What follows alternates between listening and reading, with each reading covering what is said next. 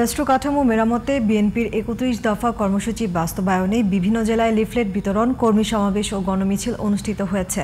প্রতিনিধিদের পাঠানো তথ্য ও ছবিতে বিস্তারিত জানাচ্ছেন কিরণ মুস্তাফা। রাষ্ট্র কাঠামো মেরামতে শনিবার সকালে নেতাকর্মীদের নিয়ে কুমিল্লার মনোহরগঞ্জে ৩১ দফার প্রচারপত্র বিতরণ করেন কুমিল্লার ৯ আসন থেকে ধানের শীষের মনোনয়ন প্রত্যাশী ডক্টর এ.কে.এম. জাহাঙ্গীর। বিএনপির ভারপ্রাপ্ত চেয়ারম্যান তারেক রহমানের ৩১ দফা বাংলাদেশের মানুষের মুক্তির সনদ বলে মন্তব্য করেন তিনি।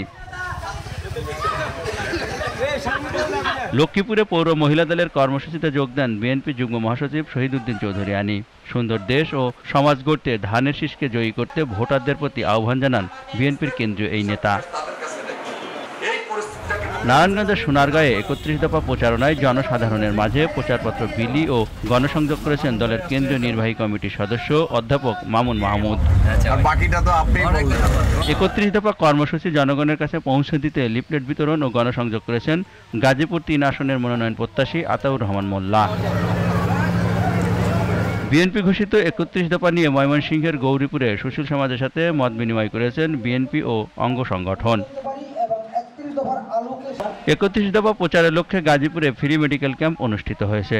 ডক্টর অ্যাসোসিয়েশন অব বাংলাদেশের সহযোগিতায় আয়োজিত ক্যাম্পে বিনামূল্যে চিকিৎসা সেবার পাশাপাশি ওষুধ বিতরণ করা হয়।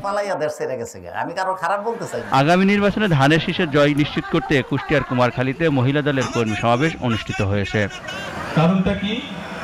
কিরণ মুস্তাফা, জিটিভি নিউজ।